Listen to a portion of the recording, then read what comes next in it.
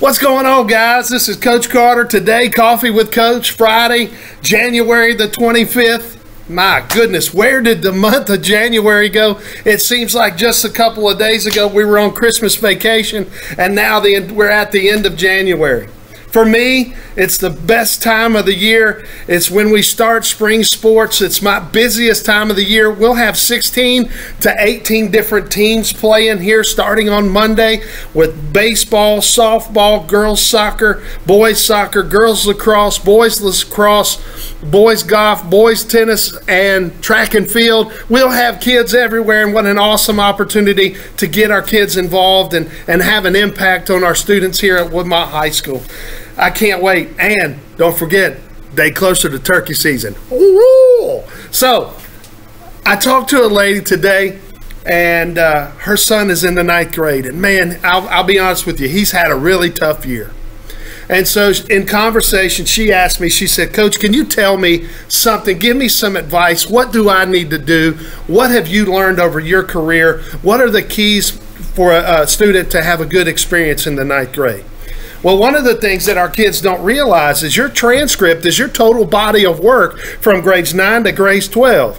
I wish I had $1 for every time I've talked to a senior and they're panicked because they know they didn't give it their best effort in the 9th grade, and now it's caught up to them, and they've got to make all A's the last 9 weeks or last semester in order to even have a chance to get into the college that they're applying for or to qualify for a scholarship. And that's why I always say every day counts. Every single day counts. But what I told her, I said, ma'am, the first thing I would tell you, you have to get your kid involved. You have to get them involved in something. Whether that be the ROTC program here with Major Bolden, incredible program. Whether it's the band with Miss Cotter. Whether it's our theater program with Mr. Culpepper. If you haven't seen one of the plays that our kids put on, it's better than any professional play that you'll go downtown Greenville to see. I promise you. It's incredible. If you haven't seen our kids in a play or a concert, it's incredible. The chorus program with one of my former students, Sarah Briscoe. FFA program here with Matt Rollins. We have so many opportunities, and it doesn't have to be sports. But get them locked in, get them to find their niche, and it just seems to help the progression go a little bit easier on them when they're so young. But the second thing I told the parents, now, when you ask me my opinion, I'm going to tell you. I said, ma'am, I'm going to be honest with you. The biggest problem we have on a high school campus is this thing right here. Every kid has one, and what a cell phone has done to this generation of kids is it's made them professional liars. It's amazing how the kids manipulate each other on a cell phone. It's amazing how many kids manipulate their parents on a cell phone. And let me just give you a hint. If your child tells you that they're going to a friend's house to spend the night, follow up. Reach out to that parent and make sure that you're both on the same page. It's amazing how many times a kid will tell their parents that story. They don't even get within 15 miles of the neighborhood of the friend where they're supposed to be staying the night, and then bad things happen. Don't be so naive. Follow up on them. Don't worry about being their friend. Be their parent first. I promise.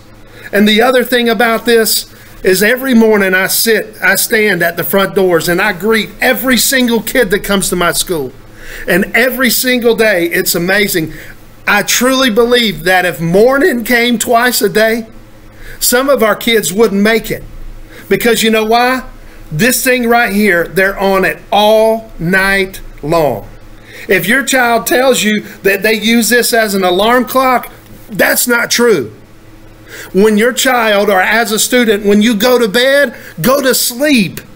You can't function without sleep.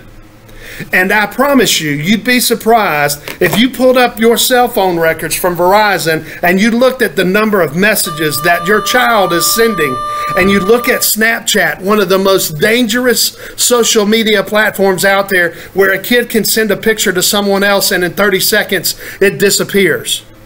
And kids take screenshots of those pictures. The cell phone is a huge issue for teenagers. So I hope that that maybe that's some advice helps some of you guys. And hey, listen, we need to keep some of our students in your prayers. We had 3 young ladies on their way home from school in the evening. They were hit head on by an idiot who made a decision to drink alcohol and get behind the wheel of a car. And he hit our students. He crossed the center line in an F-350 and hit them head on. And then, instead of finding out if those kids were okay, he was gutless and he took off running, and he ran from the police, and he was a fugitive for a long period of time. Those 3 kids are now in the hospital. Those 3 kids now are facing a very difficult road ahead of them. They're having surgeries anywhere from broken jaws to broken legs to broken elbows to a ruptured spleen. But you know what? At least they're still here, and we got a chance. Modern medicine is amazing, and we're going to be here to support them. Please keep those kids in your prayers. Hope that you have an awesome weekend. The best is yet to come, I promise.